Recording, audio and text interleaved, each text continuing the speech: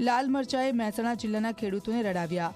આ વર્ષે જોટાણા યાર્ડમાં 1 મણ લાલ મરચાનો ભાવ ફક્ત 300 થી 900 રૂપિયા મળતા ખેડૂતો ખૂબ જ મુશ્કેલીમાં મુકાયા। આ ભાવમાં તો ખેડૂતોએ વાવેતર પાછળ કરેલો ખર્ચ પણ નીકળે તેમ નથી, જેથી ખેડૂતો મરચું લઈને પરત ફરી રહ્યા છે।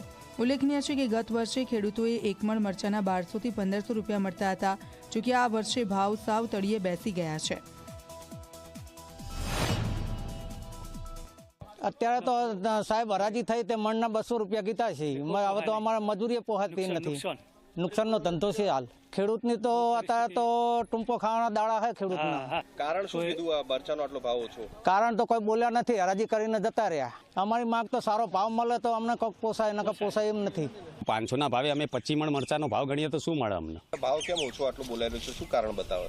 કારણ કોઈ બતાવતા જ નહીં। એ લોકો આગળ ગાંડલથી મરચું આવ્યું છે કે ત્યાં બજાર નથી, આવું બતાવે છે।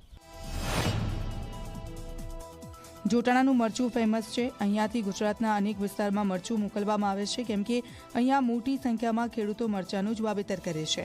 પરંતુ આ વર્ષે ગોંડલ માર્કેટયાર્ડ બાજુ મરચાની વધુ આવક હોવાથી વેપારીઓએ મરચાની ગોંડલની ખરીદી કરી।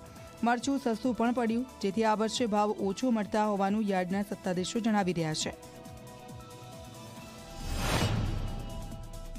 કાઠિયાવાડમાં ઉત્પાદન વધારે છે, ગોંડલ માર્કેટમાં મરચું વધારે પાક્યું એટલે લગભગ વેપારીઓ ગોંડલથી વધારે લાવતા હોય, એટલે અહીંયા ખેડૂતોનો આજે સારો માલ હોય એનો તો ભાવ આવે જ છે।